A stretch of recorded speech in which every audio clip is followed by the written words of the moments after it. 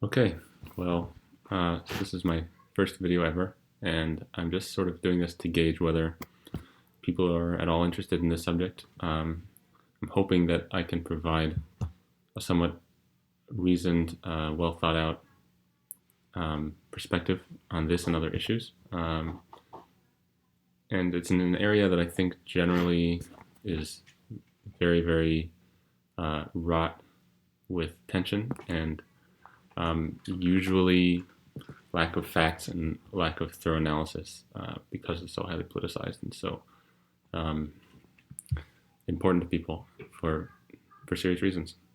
So let's just jump right in. What I want to talk about is the land of Israel, which is made up by the modern countries of Israel, parts of Lebanon, parts of Jordan, what in the West is often called the West Bank, Gaza. Probably did not extend all the way down to Eilat, actually. And in fact, even talking about borders is somewhat difficult because are we talking about the borders mentioned in the Hebrew scriptures? Are we talking about the borders of the various, let's say, 5 or 6 Jewish countries that existed at various times? Just like many countries in many regions of the world, borders changed. But just in a general sense, we'll be talking about that region. When I say land of Israel, I don't really mean necessarily the modern state of Israel. I mean what was thousands of years ago referred to in the Hebrew scriptures as the land of Israel, and was vaguely that area, and actually had several political entities that existed there, Jewish states that existed there. So one of I think in the modern iteration of this conflict, one of the interesting questions that comes up is the question of indigeneity. Who is indigenous to that region? And I think it's an interesting thing, both in the particular example of the land of Israel and in general, because what does indigeneity mean? Does it mean those who have always been there? That sort of doesn't seem to be used that way when we talk about Native Americans as being indigenous to a certain region. We don't generally mean that they were always there. Historians of Native Americans know that there's a lot of movement and tribes moved from one place to another. And yet it's perfectly reasonable to say that the Navajo, for example, are indigenous to this region, or the Sioux are indigenous to the Black Hills, etc. Those things like that. And so I think that that's not really what we generally mean by it. I think more what we mean by it is that I think a more reasonable definition, at least, is that this group has a certain right to this land because of rules of precedence, meaning that this is the people that has a historical tie to this land, that came first, let's say, or has other sort of claims of that sort. Most often in this debate, on the Israeli-Palestinian debate, modern iteration of this debate, the argument is used quite strangely. It's on its face very, very strange. I have a hard time understanding it.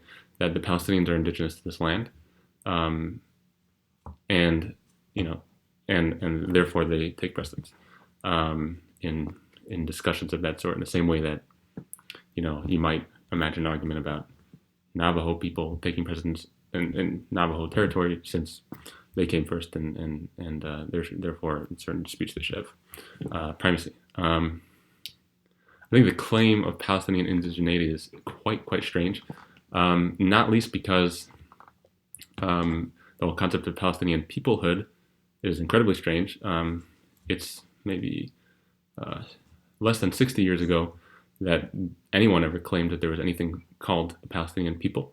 Until then, the Arabs who lived there generally wouldn't have called themselves Palestinians under any circumstance. They would say that they are former residents of the former Greater Syria, which was a region of Turkey. The Palestinian, being part of the Palestinian people, was a much later invention that sort of came along with the PLO and those types of discussions. Before that, it was much more. They were Arab or some other group of Arab identity. Palestinian didn't exist. Furthermore, in general, the argument that the Arabs of that region, I'll say Arabs because Palestine is too new to even really be a contender. That identity is too new to even be a contender. The Arabs conquered that region, I think, shortly after Muhammad was died in the mid 600s. So about a little less than 1400 years ago, which is, let's see, about the most recent Jewish state before the modern state of Israel of that region ended about 600 years previous, around the time of Jesus' death, if you're familiar. But there were multiple Jewish states before that. That was the second monarchy. There was a first monarchy before that. I'm sorry. There's also the kingdom of the Hashmonaim, who are the Hanukkah story. If you've ever heard of that, during the time of the Greeks, there was a sort of federated country that existed, and that's what's mentioned and talked about in the Jewish scriptures and all the prophets, etc. Kings and judges. That's what that's about. So there were at least 4 Jewish kingdoms previous to that. So in general, it's pretty strange to base an argument of these people were here first, and have the Arab identity or people win that argument in terms of indigeneity, since the Jews certainly were there first, had a kingdom, multiple political entities there, and whereas the Arabs did not. Certainly the Palestinians did not. So, I mean, of course, the Arabs did conquer that area, but in general, we don't often say a conqueror has, a right, can claim a right of indigeneity from the people they conquered it from. It's true that the Arabs did not conquer it directly from Jewish political entity. There were still Jews there, of course, when they conquered it. It happened to be taken over by the Byzantines, who were a successor state of the Romans, who conquered it from the Jews. So it was indirect. However, you wouldn't say, for example, that the British are indigenous to India, or that the European, the descendants of the Europeans who came to America are indigenous to America. It's quite a silly perspective. The Arabs are a nomadic people that came from the Arabian Peninsula, which is why that is their name, Arabs. They are not indigenous to that to the region of the Middle East that the Jews had political control of over again during over 1,000 years total. It's a strange argument, frankly. I've heard people say yes, but the Jews, as is recorded in the Hebrew scriptures, conquered that territory themselves, and that's true. Conquered it from the Canaanites. I'm not exactly sure if anyone is very empathetic towards the Canaanites who committed, who murdered their children, brought their children as child sacrifices, just committed horrible abominations. But even if you are, or you might still say, well, Jews are conquerors as well, and so have no claims to indigeneity. So I have, a couple responses to that concept. First of all, again, just to make things fair, when we talk about Native Americans or similar types of groups, we don't make that argument. We generally say, well, these are the last people there. They were there for a long time. They have historic ties. Other peoples have moved on, and so they are indigenous. In other words, they were there first, and no one else is a contender for that, for the claim to having that land as their homeland. Indeed, by Native Americans, it's the case that there are actually contenders, and some of them were in a certain place, and it's not always clear. Maybe I can find some examples of that later. There are some. But the Canaanites don't exist anymore as a people. During various times, Palestinian leaders have claimed to be descendants of Canaanites. There's no proof for that, and it's also patently ridiculous. I mean, they also claim to be Arabs, which means that they are descendants of the conquerors of that region and of all the Middle East. You can't have your cake and eat it too. Certainly, they don't identify as Canaanites. They abhor Canaanites. They are a monotheistic religion, and hate polytheism. That's not a proof, but it just is all. It is true that they are not Canaanites in any sense of the word. Canaanites were not Semitic, for example, and Arabs are Semitic. That's one thing. Another thing, just to add on, you might be interested that besides the Arabs came later and the Palestinians came later, much more recently. It's the case that there's a very strong argument to be made that very, very few. We'll come back to that. But I was just going to mention Joan Peters' book from Time Immemorial, where she mentions that, not mentions, this is really the point of the book, that there's sort of an unfair standard when we talk about Palestinians in that region, because we often say, the estimates between 300,000 to 500,000, I think,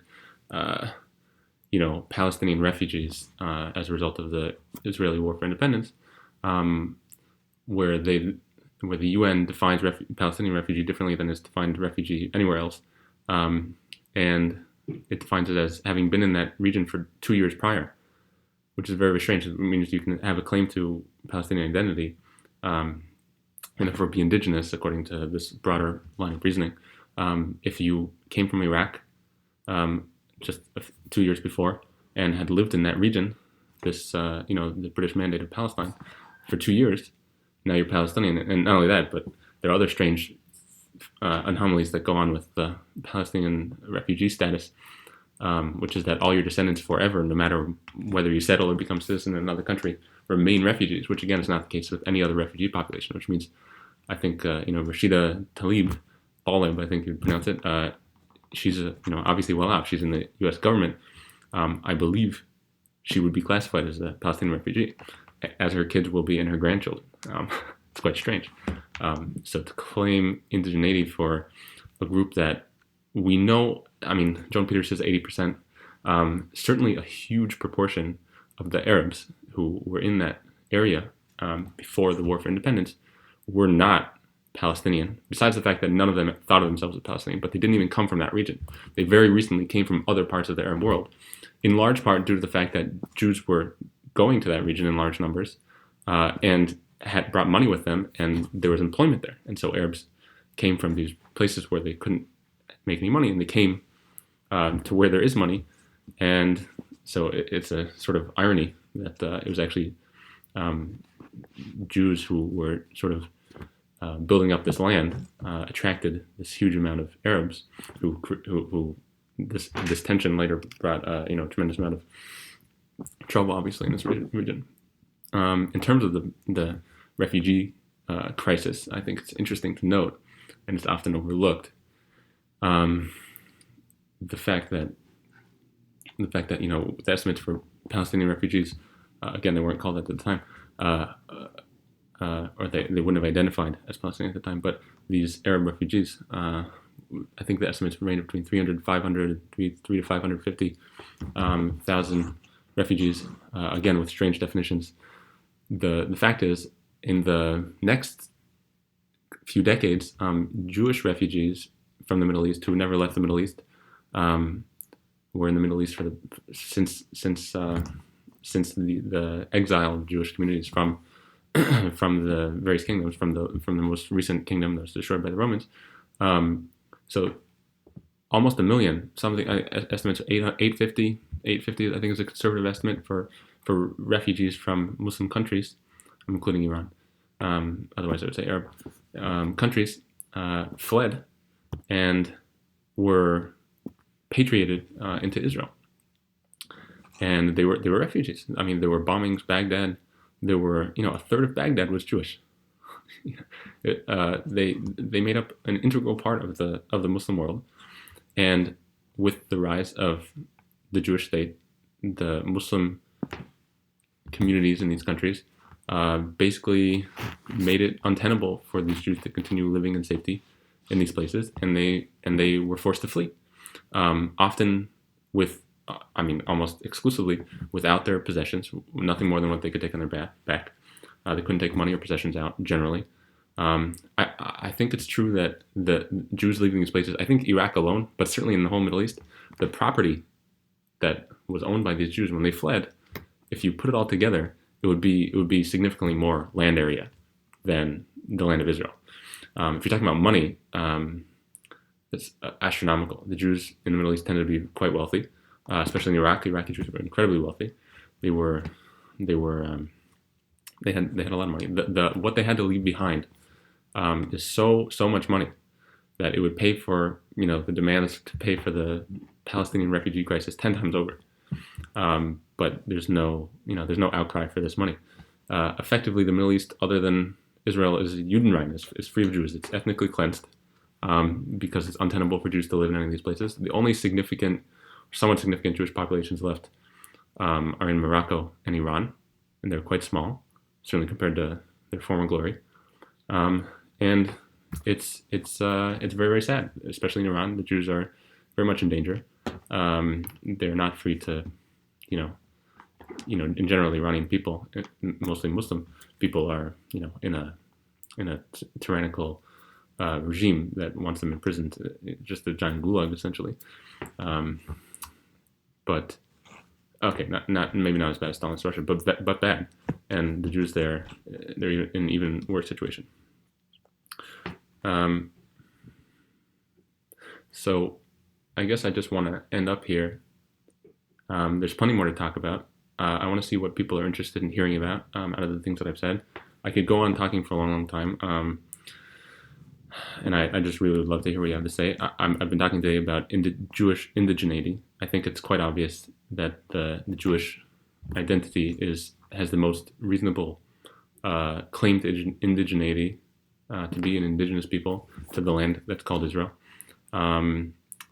I guess that's what I was talking about, right? The comparison to Native Americans. So first of all, we don't make that claim by Native Americans. We say if they're the last ones here, it doesn't matter, it doesn't matter how they got there. If there's no one making any competing claims, then that are more far back and more reasonable than theirs, then they should win, right? We don't say that the Americans kicked out the Navajo from their land and they live there now. Now the Americans are indigenous. That's sort of unreasonable. Generally, we say.